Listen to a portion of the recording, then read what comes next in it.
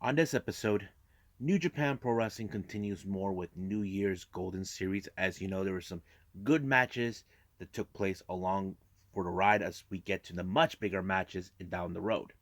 We even got, of course, NWA. As you know, we've been hearing a lot of things have been going on with the NWA recently, with Matt Cardona being the brand new NWA World Heavyweight Championship, where he claims he is there to save them. But the real question will remain, will people acknowledge or just accept it? It all depends on how they all feel. And of course, we got AEW Dark with an 11 stack matches that I'm very curious to see what took place. And then finally, we got NXT 2.0 with Vengeance Day. As you know, we got some interesting matches that are taking place. We got, of course, the NXT Championship between Braun Breaker versus Santos Escobar. Will Escobar dethrone the so-called young champion, as he's called, or will Braun Breaker finally prove that he is the guy who's going to be leading NXT 2.0 to the future? And of course, we cannot forget, with in mind, we got the finals of the Dusty Cup. Will MSK win a second year in a row? As you know, they were last year champions, or will it be the new dominant force of the Creed brothers representing Diamond Mine? And then, of course, we got Indy Hartwell and Persia Parada will be challenging for the NXT tag team titles, being held by the Toxic Trashers, Gigi and Jay-Z and Jazzy. And we got everything else taking place. And of course, we will throw in some news updates that's been taking on the wrestling world that we definitely need to talk about. So, let's get started with another episode of the Leader Wrestle Zone.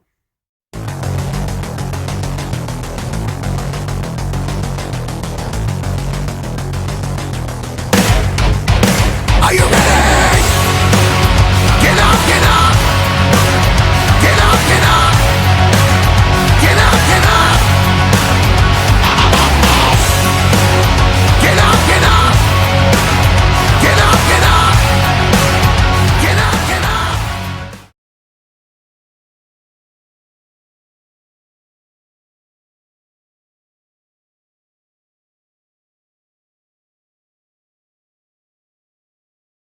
Welcome everybody to the Lead It Wrestle Zone, all things that it's pro wrestling with AEW, NXT, New Japan Pro Wrestling, Impact Wrestling, the National Wrestling Alliance, various promotions, wrestlers, matches, and championships. I am your host, Jay Rod here. So, let's get started with New Japan Pro Wrestling with more New Year's Golden Series, Day 11th. Now, there's a lot of exciting things that took place, but let's go from start to finish. First match, we got the Young Lion, Koze Fujita, taking on the Great Khan. So, as you know, this is very not unheard of because, as you know, recently for a while we've been seeing Great Khan facing off against the Young Lions, and this was no exception. But you know exactly how the results go when it comes to Young Lions facing a veteran or someone with more experience than them. It doesn't usually fall into his favor. But keep in mind, Fujita does have victory in tag team competition, but not as singles. But unfortunately, he did not win this one, all thanks to Great Khan. Now, our next match, we have a bit of the pickle with the junior heavyweight division that's going on. We have the Bullet Club Cutest Tag Team, El Phantasmo and Taiji Shimori teaming up with Yado to take on Satoshi Kojima and the Flying Tigers, consistent of Tiger Mask and Robbie Eagles. Now, if you guys know this, as you know, Robbie Eagles put up a bigger stipulate match where all four teams will be challenging for the IWGP, and that's why this is more of a preview show. As you know, this team will be facing them in that four-way. But however, as you know, recently we've been hearing that El Phantasmo is now being double checked due to his little metal plate that he had in his shoe. So, but however, it did not. This match fall into favor with Kojima and the Flying Tigers when Kojima applied the lariat onto Yado, and it fell into favors with Kojima and the Flying Tigers.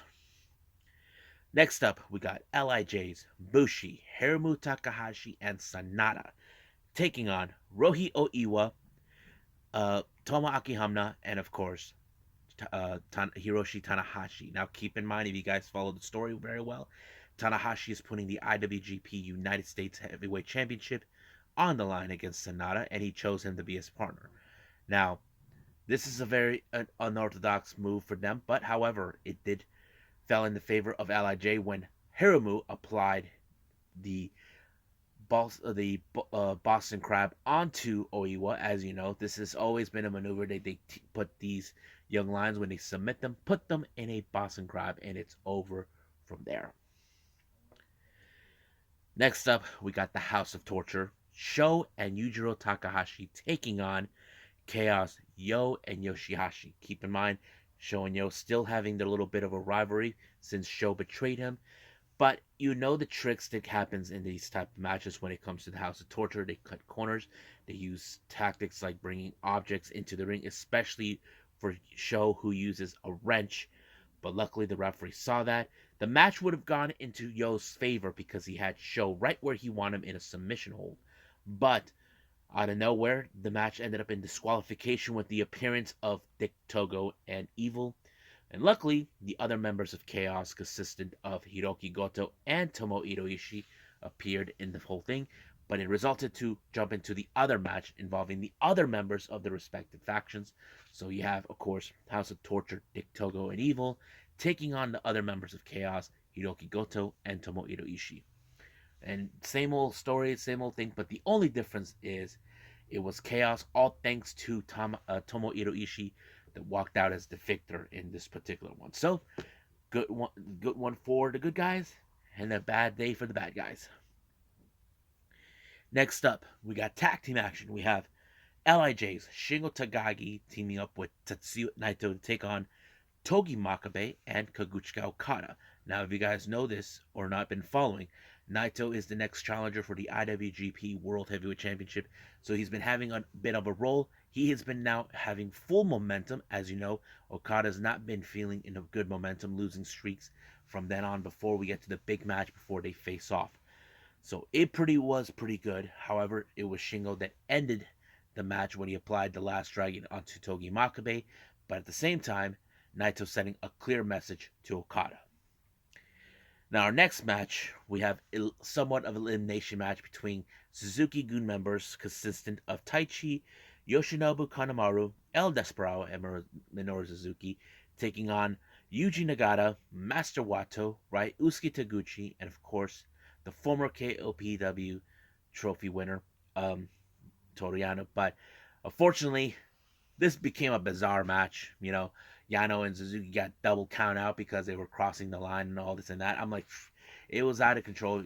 You know, Suzuki, he wants to hurt him even further, but but this match ended in favor of Kanemaru when he somehow pulled up a very interesting pinfall, allowing himself to win the match when he pinned Master Wato. Having Suzuki-gun been in a good momentum, as you know, as this particular match, we have Taguchi and Master Wato involved in that four-way match for the junior heavyweight division. Same thing with Despi and Kanemaru. So we're basically seeing this, but sooner or later we're going to see more of these previews down the line. So that's pretty much it what we got for New Japan. I believe it's time for NWA.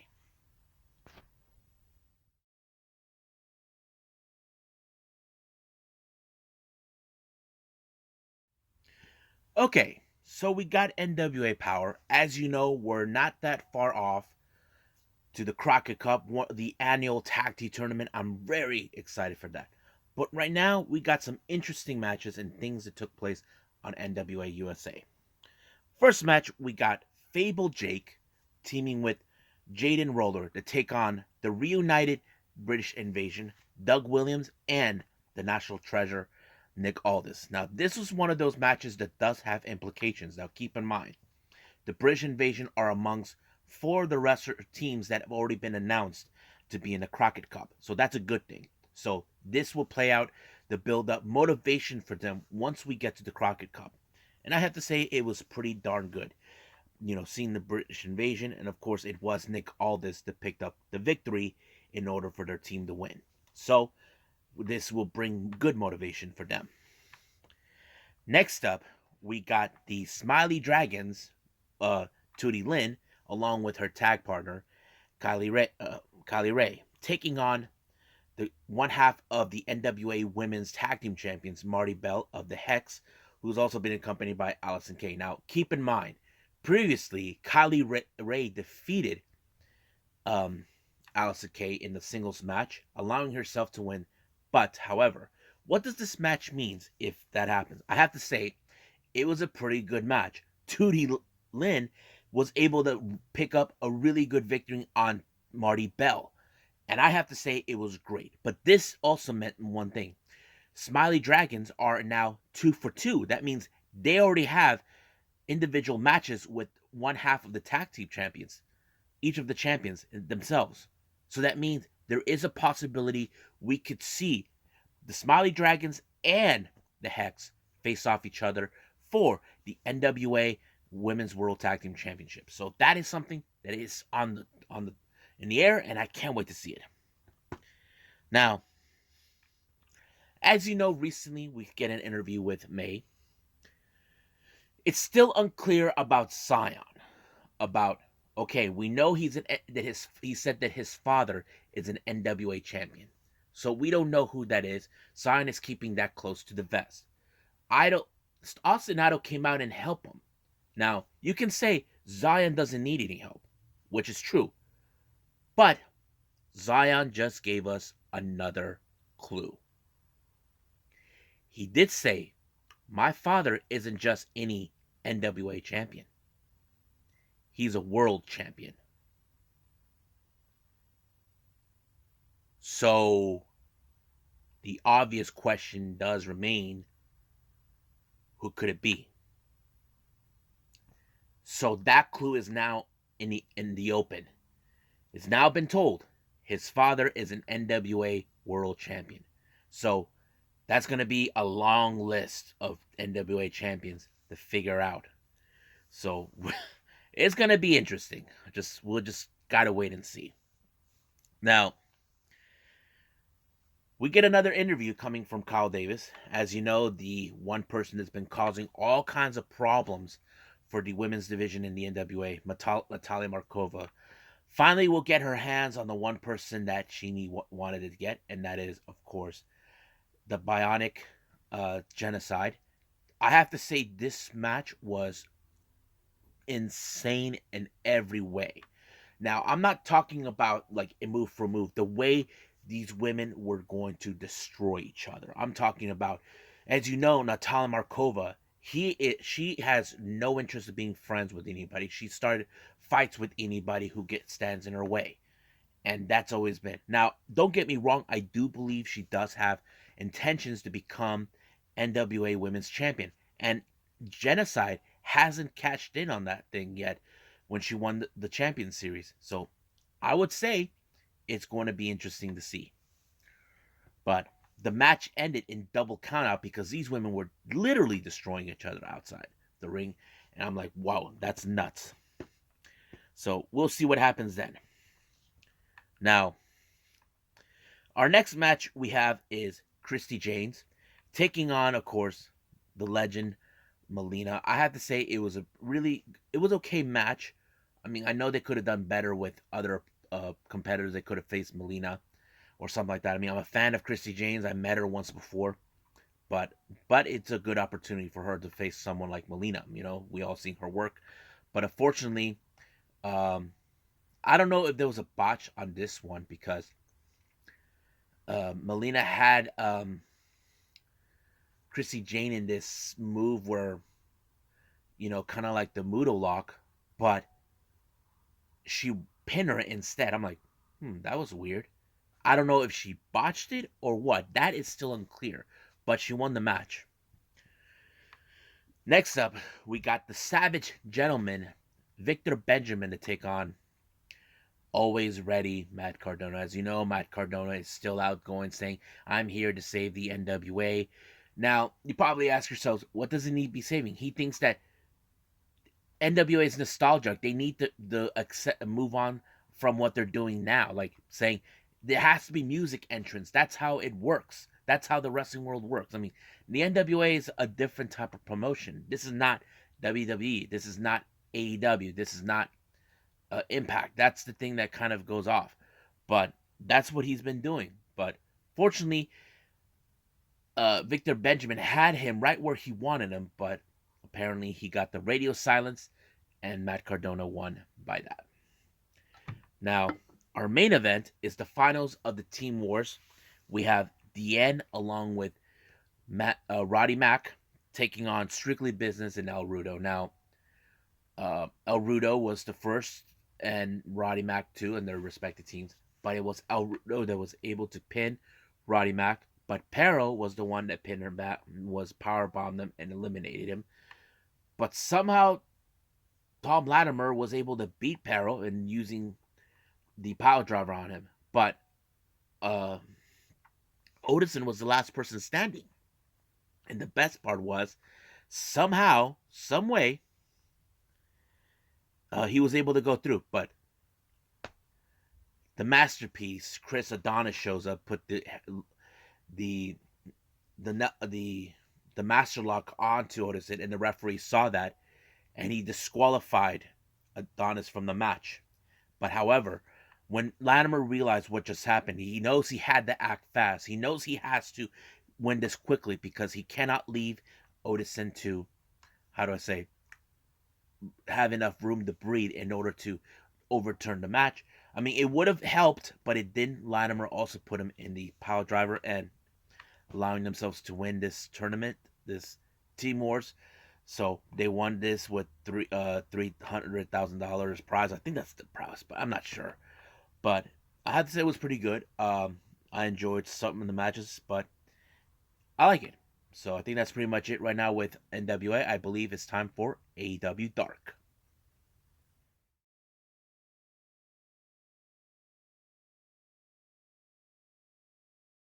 Okay, so we got AEW Dark.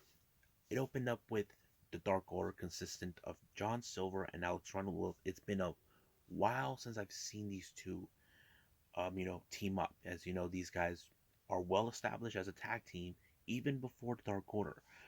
So I was happy to see them, but their opponents are none other than a bunch of guys we know, Arya Davari and Invictus Cash. Now you know how this is gonna go. So basically, the teamwork with Reynolds and Silver is always unique. What we see, and of course, it was them that picked up a very good victory.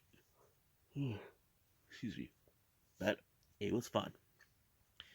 Next up, we got QT Marshall taking on Pat Brink. Now, I don't know much about him, but Pat Brink kind of put up a really good fight against QT. I don't know. I feel like he should be looked into.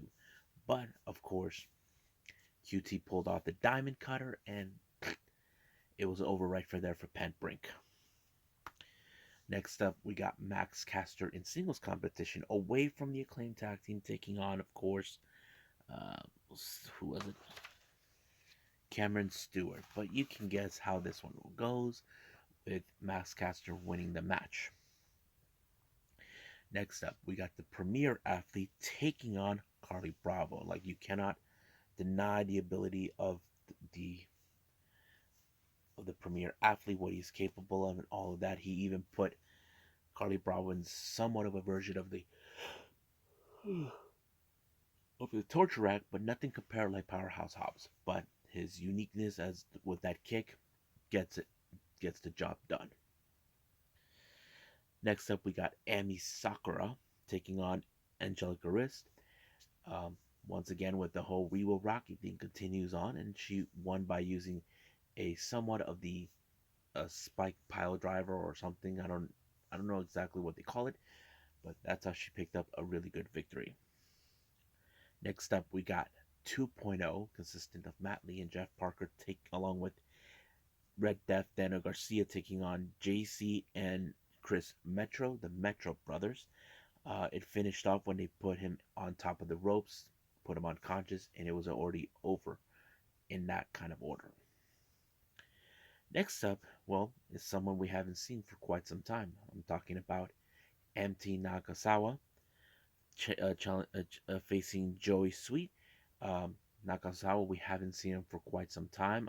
Last I heard, he went to Japan to participate in a DDT event. Uh, or he's going to, I don't know. But it's great to see him back. Still being the MIT type of guy. And he used, once again, the laptop to pick up the victory. Next up, we got Frankie Kazarian versus who was Luke Sampson. Luke Sampson seems like a real tough SOB, but of course Frank Kazarian put him in the chicken wing and he tapped out. So that's another one for him. Next up, we got Jora Joel, who we haven't seen for quite some time, taking on Axel Rico. I have to say it was a pretty good match with Jora Joel, exposing more because we hardly get to see him. We know he's a member of the Andrade Hardy family office, but it's great to see him again. But he also walked out as a victor. Now our next match, we have Chaos Project, Luther and Sepertinko taking on, of course, the Dark Order, Allen, Five Angels, and 10. I thought this match was fun and exciting because, as you know, Serpentico, he's always getting himself beat up. Poor Serpentico. But fortunately, that's how it ended with him getting beat up and losing the match, giving Dark Order the advantage. Now, our main event is Fuego del Sol taking on Anthony Bowens. It was a pretty good match, but of course, you got to be careful with, of course, Max Caster watching, but it did not help.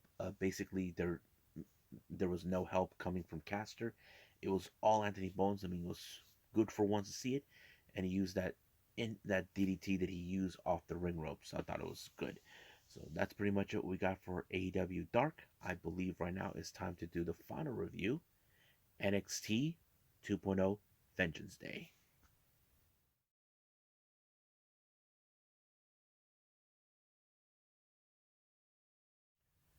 Okie dokie.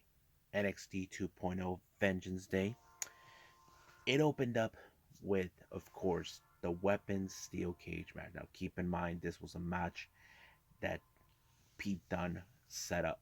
It was with him, with Tony D'Angelo inside a steel cage full of weapons. It doesn't matter what kind, crowbars, tools, or whatever. This was a match that he wanted and he got it. But the real question is, who is the toughest SOB in the damn cage? And I think that kind of tells us that no matter what, the bruiserweight is still the toughest. Not only though, he whacked really good Tony D'Angelo with the cricket bat that would make Casey Jones very proud. If you guys don't know who Casey Jones is, he's the one who wears that hockey mask at Teenage Mutant Ninja Turtles. But fortunately, he did the the bitter end twice in order to put away Tony D'Angelo. Now we see as you know, we're only 2 weeks away from the start of the Women's Dusty Cup tournament. Well, Cora Jade was woken up by Raquel Gonzalez to start their training. So it seems like it's going to be a tough training. But the real question is, will they go all the way? Or we will see others to make it through. But we'll just wait and see what happens. Now our next match is a championship match. We have the NXT Women's Tag Team titles. We have Toxic Attraction, Gigi Dolan, Jane taking on Indy Hartwell and Persia Parada. Now they viciously attacked them before the belt began. Now I'm sure many fans probably would have wanted to see Indy Hartwell and Persia Parada, but however, Mandy Rose got herself caught and the referees booted her out, telling her she needs to leave. So it could have worked either way, but somehow Gigi Dolan and Jane were in fact really smart. They took out Persia Parada and leaving Indy Hartwell all to herself, but it was not enough. It did allow for Gigi Dolan to pick up the victory and retain the titles. Now, once again, I mentioned again about the Women's Dusty Cup. Amari Miller and Wendy Chu come out. Wendy Chu asked her about if she has a partner for the Dusty Cup.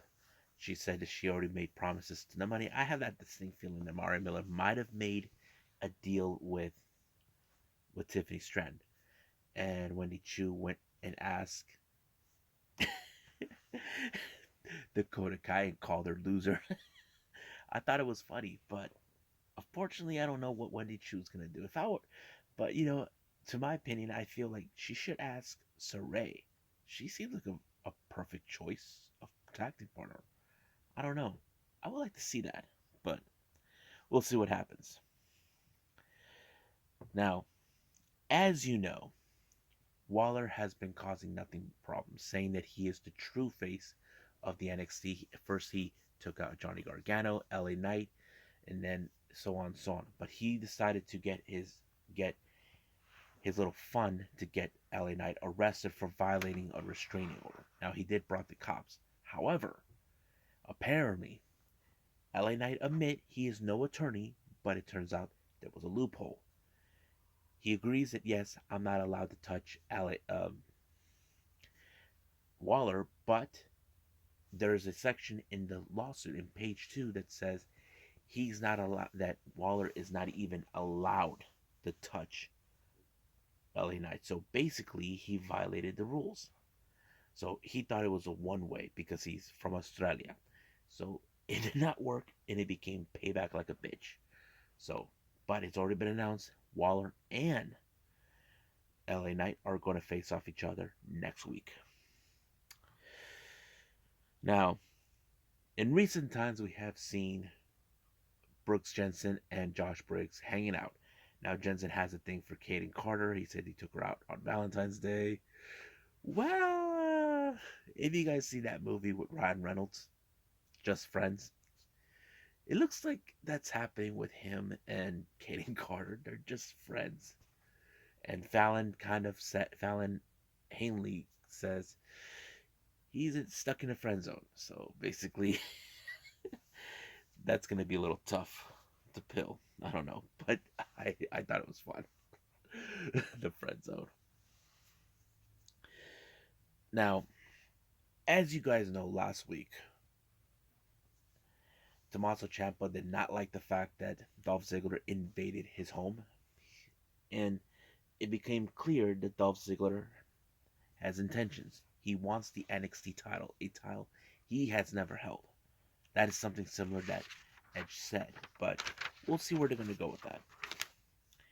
Now, our next match is the North American Championship. We have Carmelo Hayes along with Trick Williams taking on To the Moon Cameron Grimes. I thought this match was pretty good. I think it was. I don't know. I feel like I would like to see Cameron Grimes win a championship. I mean, he is one of the most fun characters to enjoy, but Carmelo Hayes is becoming the most popular guy ever. But he walked out with that one move, and it was already over from there. Now, in recent times, Kaylee Ray and Io Shirai seems like they're getting better. They start smashing stuff, and and Kaylee Ray and Io Shirai, who we all, whenever she says to Zoe Stark, saying, "I don't like you, but I respect you." She says to Zoe that she likes Kaylee Ray, and it was like, okay, I guess that got along well. So I thought it was so funny. Now, let's get to the match that we've been expecting, the finals of the Dusty Cup. We have MSK versus Creed Brothers. This match was so intense because the thing is, these two teams are hungry for a chance of the tag team titles. And I thought it was really amazing. But for what an amazing match! It ended with Julius Brutus finishing off what's his name, Nash Carter up to win the entire match. I'm like, wow, it's pretty good. And now they will get a shot of the tag titles. Now Imperium, on the other hand, as soon as this match was over, uh, Fabian and Bartel congratulating them, and they're saying that's all you're gonna get, just opportunities. So Imperium are confident enough to believe that there is no way in hell that the Creed brothers are going to dethrone them. But however, ever since Gunther, formerly known as Walter, made his appearance in NXT, well, I knew for a fact he has something in on his eye. I'm talking about he did stated that he's going to pay attention to the main event with the NXT Championship. There is no doubt in my mind he will go after that. But the real question does remain, when will that? But first things first, he's being asked to challenge by the Samoan Street Fighter Solo Sikoa, and I don't know if what Solo was thinking, but he really wants a shot at Walter. Now, Dolph Ziggler, as you know, he's been paying attention what's taking place in NXT. So that kind of plays out in a pretty good way. So he will pay attention to that match, but something tells me he was going to show up again. Now let's get to the match, the main event, the NXT Championship. Santos Escobar along with Legado taking on Braun Breaker. Now this is one of those matches where Escobar believes this is his time. And not only that, this is a special day. This was the special day where Eddie Guerrero became the WWE champion for beating uh, Brock Lesnar, and they believe that Santos can do the same thing, follow the footsteps of Eddie Guerrero. Now, it was a good match, and not to mention, Legado tried to get involved, but it didn't do any good. But of course, what's his name? Dolph Ziggler showed up and super kicked him, thinking it was over, but he kicked out. But luckily, Tommaso Ciampa came out to beat the crap out of him. But it was, of course, Braun Breaker that walked away when he slammed him down on the mat. 1, 2, 3, it's over. So, the real question is, what excuses will Santos have? If he even has any, well, we don't know. But we got to pay attention to that following week. So I think that's pretty much it right now. So let's do some news updates.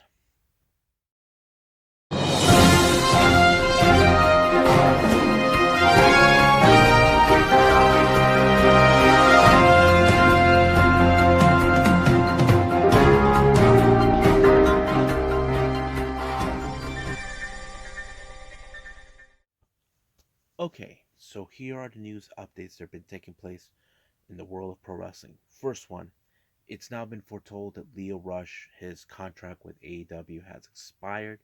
He is now officially a free agent, so there's no doubt in my mind I know he's been making appearances with New Japan Pro Wrestling during the strong stuff, so I say it's going to be interesting to see what he does from that.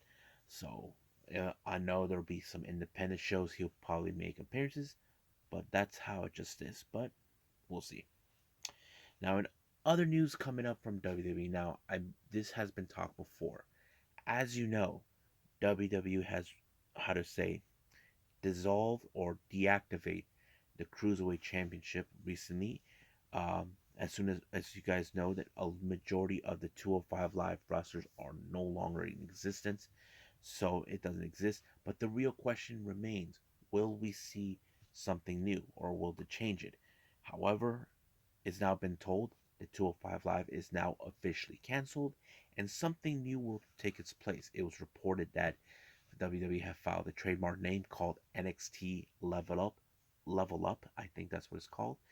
Um, Basically, this will be their developmental program show instead of NXT 2.0.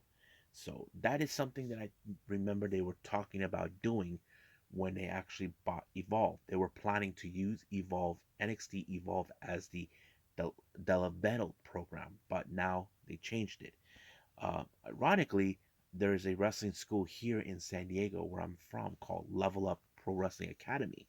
So one of these, SoCal Uncensored, which is a news outlet here in Southern California, said, "Oh, WWE paying a B-boy since he owns the name Level Up in here in San Diego." But I highly doubt it could happen. But no.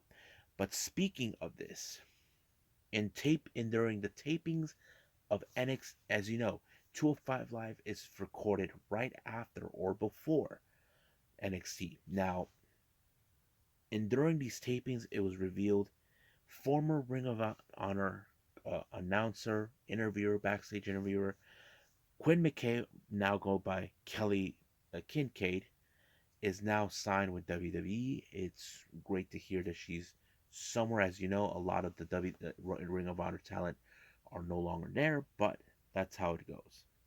Now, the final news for all you Minoru Suzuki fans here in the US, he's back. He will be doing 2 shows for New Japan Strong in Dallas and in Chicago. I'm excited for that. But if I have any fans out there, any of the viewers living in San Francisco, it's now been announced that he will be making his appearance with a West Coast of pro wrestling, which is that one event that he had with what's his name, with Daniel Garcia. He actually going to be there, so keep an eye out on those. So I will keep more apprising if there's any other shows that Minoru Suzuki will be doing, because I know many fans love Minoru Suzuki. So I think that's pretty much it right now. So I believe it's time for me to call it a day. Well, I hope you guys enjoyed this episode.